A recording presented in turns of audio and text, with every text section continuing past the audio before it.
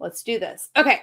Have you bought a new vehicle, or maybe you've had your vehicle and you've thought about refinancing, but maybe you don't know if it's the right time for you because it can be really bad and it can be really great. So, we're going to talk about when you should do it and when you should avoid refinancing at all cost.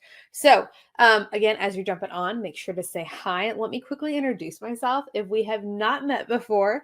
Hi, my name is Aimee Circa. I am the money confidence coach and founder of Money Masters Inner Circle. So, I help you to master your money by creating confidence in your ability to solve the money problem so you can stop living paycheck to paycheck and instead create that financial security so you can have those options and create true wealth instead of working 80-hour work weeks just to make an extra $500, right?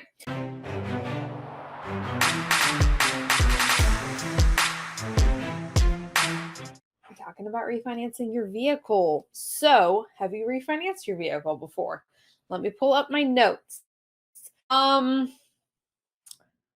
got a couple things on both. So let's start when you should refinance, when it's a good idea to, right? Okay.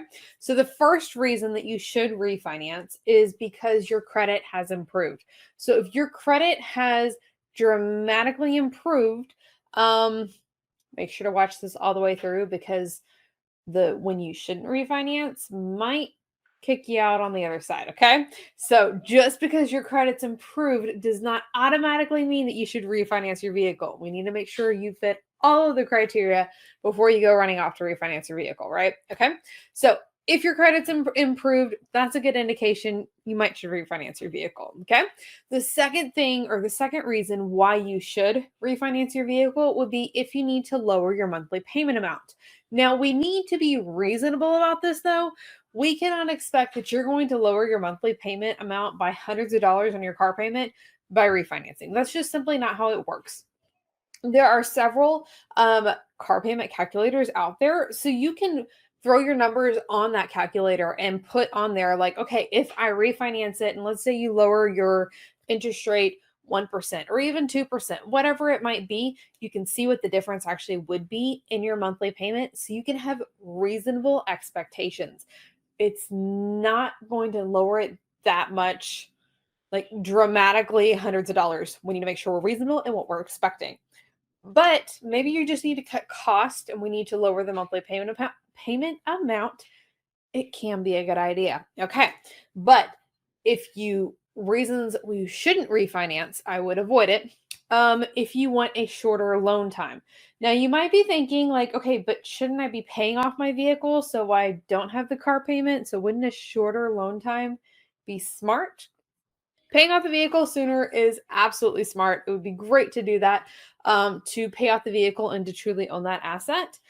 But I would not recommend refinancing it to have that shorter loan time. And the reason for that is we don't want to ever expect problems, expect things that are negative to come up, but they do happen. We have things come up, crises happen. And if one of those happened and you needed to cut your monthly expenses, your car payment, like increasing your car payment so you can pay it off sooner, that would be something that's set in stone. So instead, what you do is you figure out how much faster you want to pay it off and you make the extra payment. When you make the payment, though, you need to make sure that it's designated to principal only, because then you're going to truly be paying it off faster. None of that extra money that you're putting towards it is going to be going towards interest. So you can also pay your car payment every 2 weeks instead of once a month. That is going to save you some interest as well when you do that. You also fit in an extra payment depending on how you're budgeting that in your system. We do talk about doing a whole month budgeting, but you could kind of make it work as well. But there you go. So you should not refinance to get a shorter loan time. We should be just putting that extra money on top of your current loan, dedicated to principal. So it's actually going to where it wants to be, but you still have that protection of not raising your monthly expenses just to pay off that debt faster. There's better ways that we can do that for you.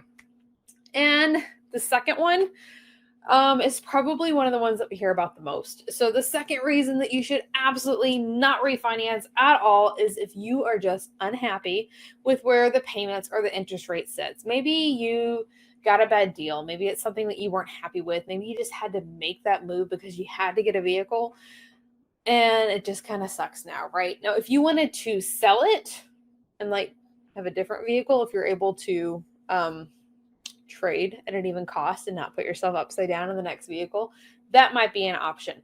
But especially if you haven't made 12 payments yet, I would not refinance. So when you first have the vehicle, when you first purchase your vehicle, as far as I know, I need to talk to my credit expert again just to make sure, but all the credit hits that occur within a 1 month period are supposed to be grouped together on your credit. I've always seen multiple hits show up when we've bought a vehicle before. So not quite sure what's up with that, but that's theoretically what we're told. But if you haven't made the 12 payments yet, that new credit hit, line of credit, that new line of credit, we're going to get it figured out here. And that new line of credit is just too new. So once you've made 12 consecutive payments on it, on time, of course, then it's going to look that much better. Your credit probably has improved because you've had that consistent payment history. So then looky there, you're all set to refinance. But stick it out, stick with it, and keep going, keep paying on the stuff that you already have so that you're able to move forward and make that progress. So we're not refinancing just to lower our, to shorten our loan time. We're just going to pay extra towards it. We're not refinancing if you haven't made 12 months consecutively on time payments, because we need to make sure that we have that good credit history showing before we refinance. You should refinance if your credit's improved. And the last one, the other circumstance when we could refinance would be if you just need a monthly payment. Honestly, when I was working in insurance, there were times that we've refinanced to get that lower monthly payment so they could actually pay the payment, and it was an increased interest rate. So you need to take care of what you need to. But know that you're trading that off there, that you're spending more of your money towards interest, and that's not really the goal long term. So if you're feeling stuck in one of those positions, the budget makeover guide would be great for you because that's going to help you find the money you already have. Maybe you can keep that existing payment you have without having to extend the loan period time or increase your interest rate just to get that lower monthly payment. So there's resources out there if you're feeling stuck in that situation. We can definitely help you out. So I'd love to hear which one of these was news to you on when you should refinance and when you should avoid it at all costs. Before we jump off, though, I want to quickly share the Money Mindset Mastery Checklist is basically done. So I'm so excited for you because this is going to be the 10 steps that I use and recommend to help you have that unstoppable money mindset.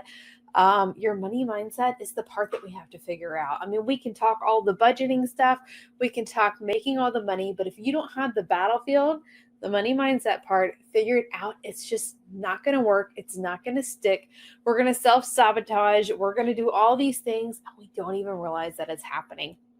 That's the dangerous part. So if you want to grab the Money Mindset Mastery Checklist so you can have an unstoppable money mindset too, just drop a mindset in the comments and I'll make sure you're one of the first ones to get access to it. And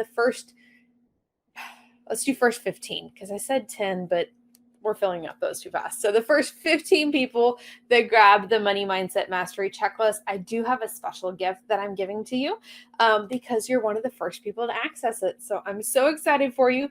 Make sure to grab the Money Mindset Mastery Checklist and let me know which one of these things was new to you, when you should refinance and when you should avoid it at all costs.